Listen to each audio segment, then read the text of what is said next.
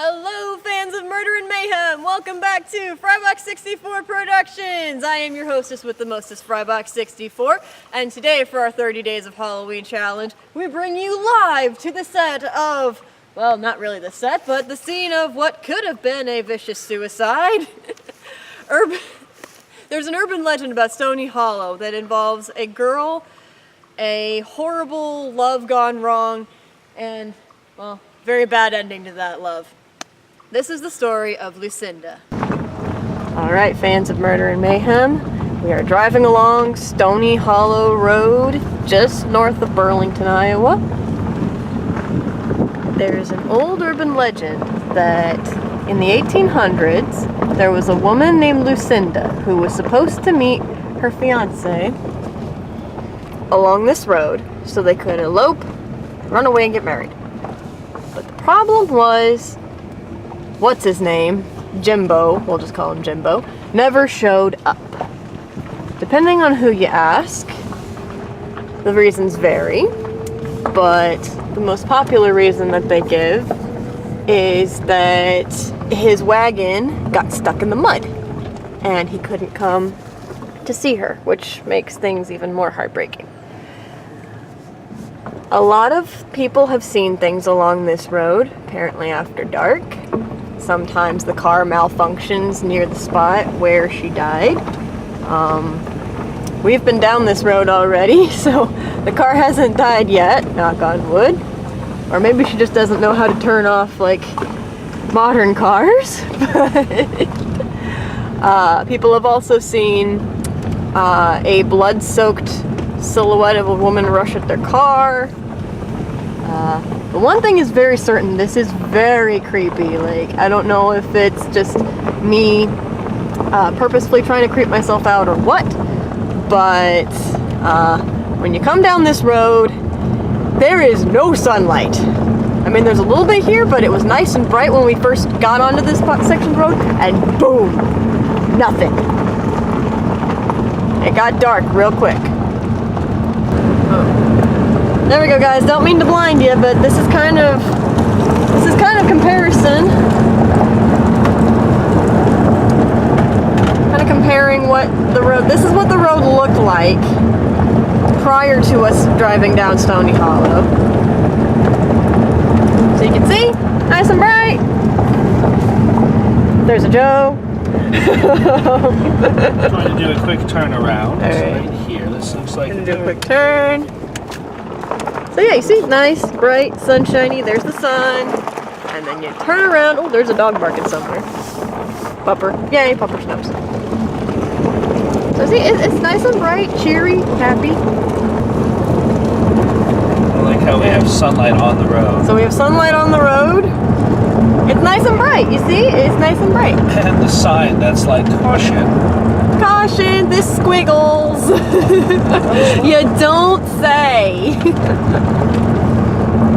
Okay. Now, as we're going in here, there's another legend that is also... Oh, birds. I think those... Oh, blue jays, blue jays. Squirrel. I'm so easily distracted. I'm so sorry. I swear, if the ghost comes out and is like, I'm going to haunt you and something... Like touching the tips of the trees. Yes, it just gets just the tips of the trees. And then no light. We lose the sun. And being that it's October, it's gonna get dark really fast. We have flashlights and things just in case it does get dark. And my GPS screen just went And the black. GPS screen just went black. Oh boy. It's like nighttime mode activated. It's like, I see the sun disappear. You see that? The sun disappeared, ladies and gentlemen. Man, it's cold down here too. I know. Well, the window is open. So there. Up there is still warmer. Colder? No, I mean back there. Up there, yeah.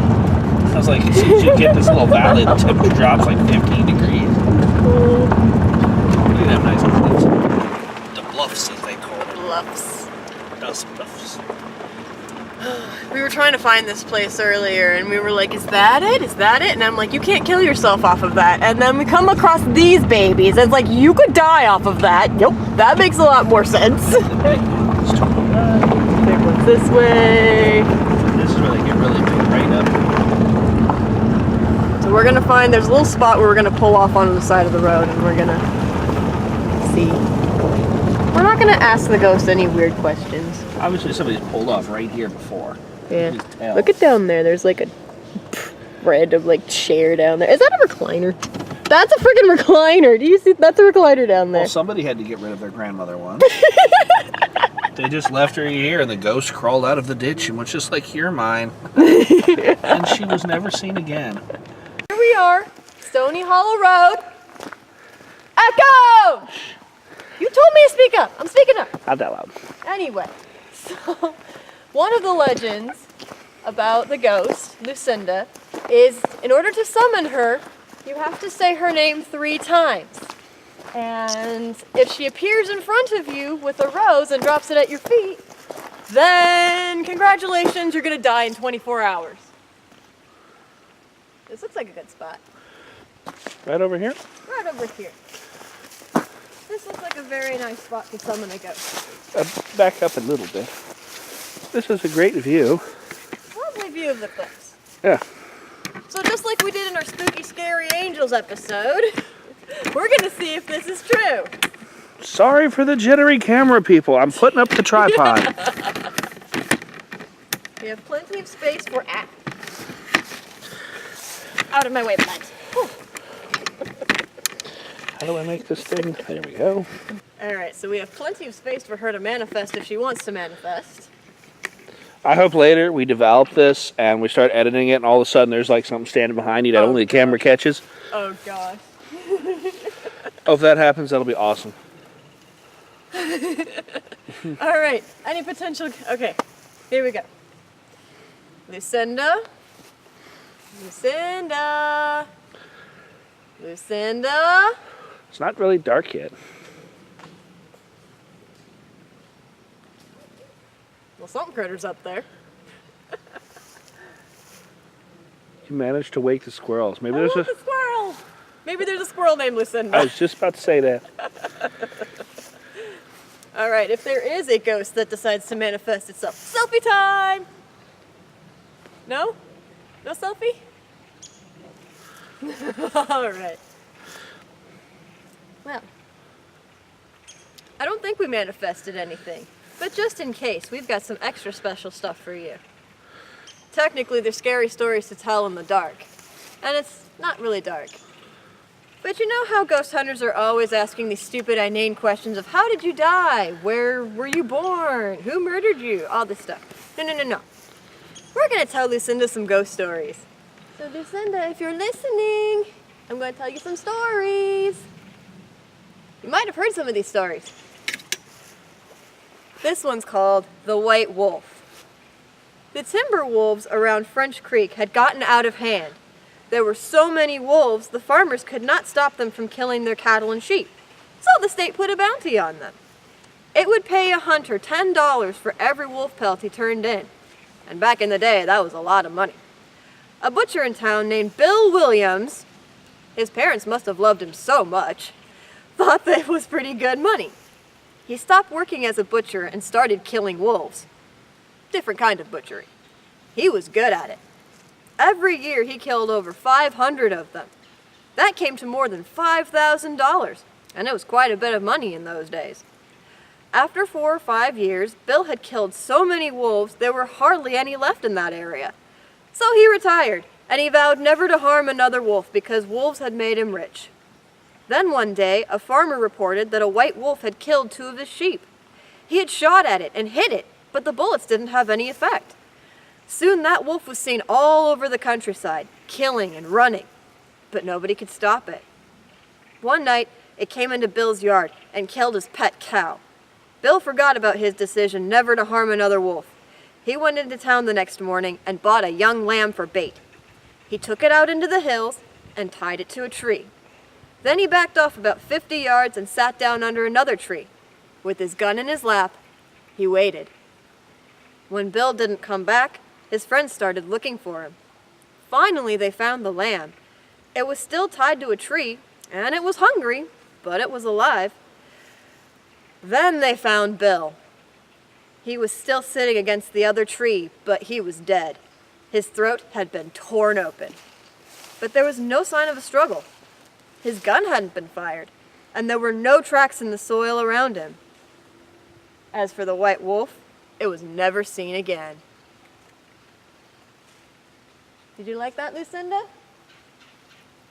Would you like me to read another one? Do it! Well, too bad, we're gonna read one. We dare you! This one's called The Haunted House. Really? This one actually has artwork that is going to probably give me nightmares, but oh well.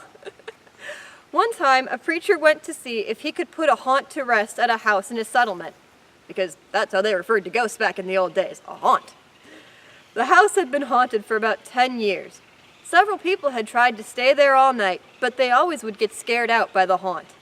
So this preacher took his Bible and went to the house, went on in, built himself a good fire, and lit a lamp. Sat there reading the Bible. Then, just before midnight, he heard something start up in the cellar, walking back and forth, back and forth. Then it sounded like somebody was trying to scream and got choked off. Then there was a lot of thrashing around and struggling, and finally, everything got quiet. The old preacher took up his Bible again, but before he could start reading, he heard footsteps coming up the cellar stairs. He sat watching the door to the cellar, and the footsteps kept coming closer and closer. He saw the doorknob turn, and when the door began to open, he jumped up and hollered, "What do you want?" The door shut back easy-like, and there wasn't a sound. The preacher was trembling a little, but he finally opened the Bible and read a while. Then he got up and laid the book on the chair and went to mending the fire. Then the haunt started walking again, and step, step, step, up the cellar stairs. The old preacher sat watching the door, saw the doorknob turn, and the door open. It looked like a young woman. He backed up and said, "Who are you? What do you want?" The haunt sort of swayed, like she didn't know what to do. Then she just faded out. The old preacher waited, and when he didn't hear any more noises, he went over and shut the door. He was sweating and trembling all over, but he was a brave man, and he thought he'd be able to see it through. So he turned his chair to where he could watch, and he sat down and waited. It wasn't long before he heard the haunt start up again. Slowly, step, step, step, step. Closer and closer, step, step. And it was right at the door.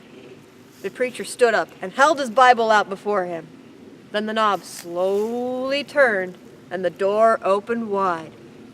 This time the preacher spoke quiet-like. He said, "In the name of the Father, the Son, and the Holy Ghost, who are you and what do you want?" The haunt came right across the room, straight to him, and took hold of his coat. It was a young woman, about 20 years old. Her hair was torn and tangled, and the flesh was dropping off her face so he could see the bones and part of her teeth. She had no eyeballs, but there was a sort of blue light way back in her eye sockets, and she had no nose to her face. Basically, she looked like that. Then she started talking. It sounded like her voice was coming and going with the wind blowing it. She told how her lover had killed her for her money and buried her in the cellar. She said that if the preacher would dig up her bones and bury her properly, she could rest.